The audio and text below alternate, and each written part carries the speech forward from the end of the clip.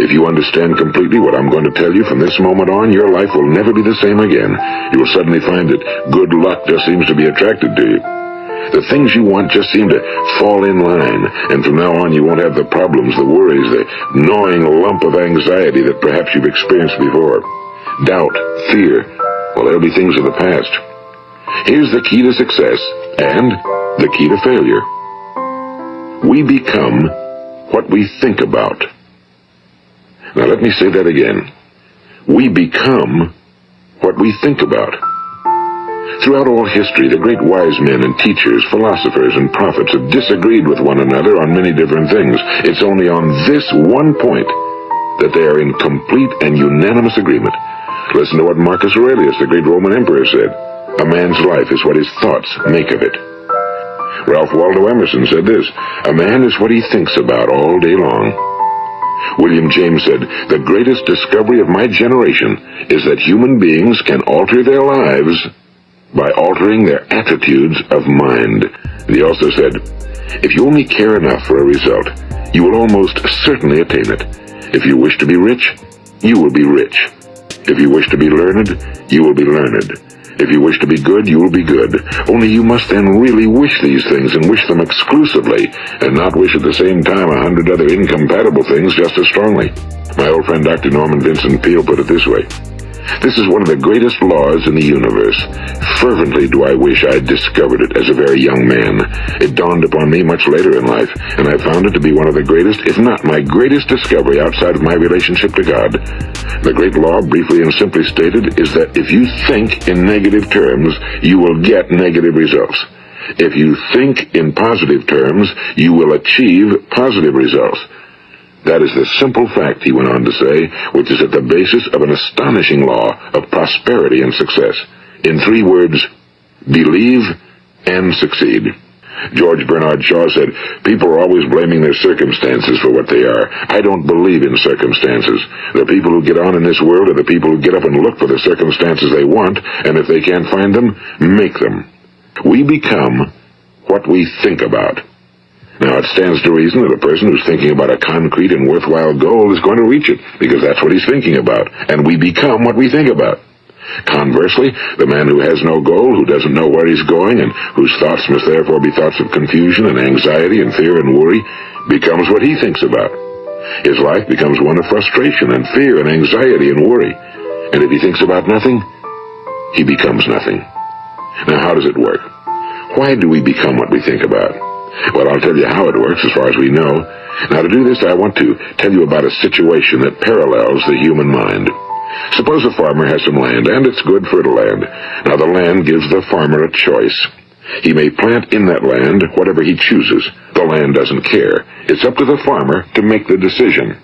Now, remember, we're comparing the human mind with the land because the mind, like the land, doesn't care what you plant in it. It will return what you plant, but it doesn't care what you plant.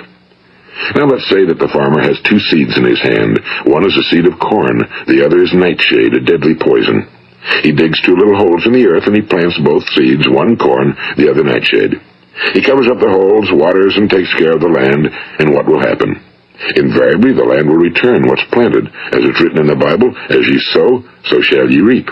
Now remember, the land doesn't care. It'll return poison in just as wonderful abundance as it will corn. So up come the 2 plants, one corn, one poison. Now, the human mind is far more fertile, far more incredible and mysterious than the land, but it works the same way. It doesn't care what we plant. Success, failure. A concrete, worthwhile goal, or confusion. Misunderstanding, fear, anxiety, and so on. But what we plant, it must return to us. You see, the human mind is the last great unexplored continent on Earth. It contains riches beyond our wildest dreams. It will return anything we want to plant. Now, you might say, well, if that's true, why don't people use their minds more? Well, I think they figured out an answer to that one, too. Our mind comes as standard equipment at birth. It's free, and things that are given to us for nothing we place little value on. Things that we pay money for, we value. The paradox is that exactly the reverse is true. Everything that's really worthwhile in life came to us free.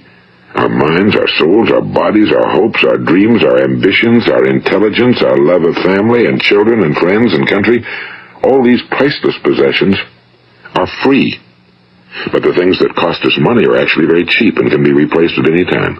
A good man can be completely wiped out and make another fortune. He can do that several times. Even if our home burns down, we can rebuild it. But the things we got for nothing, we can never replace. The human mind isn't used because we take it for granted. Familiarity breeds contempt. It can do any kind of job we assign to it, but generally speaking, we use it for little jobs instead of big, important ones. Universities have proved that most of us are operating on about 10% or less of our abilities. So decide now, what is it you want? Plant your goal in your mind. It's the most important decision you'll ever make in your entire life. What is it you want? Do you want to be an outstanding salesman? A better worker at your particular job? Do you want to go places in your company? In your community? Do you want to get rich? All you've got to do is plant that seed in your mind, care for it, work steadily toward your goal, and it will become a reality. It not only will, there's no way that it cannot. You see, that's a law, like the laws of Sir Isaac Newton, the laws of gravity. If you get on top of a building and jump off, you'll always go down. You'll never go up, and it's the same with all the other laws of nature. They always work. They're inflexible. Think about your goal in a relaxed, positive way. Picture yourself in your mind's eye as having already achieved this goal.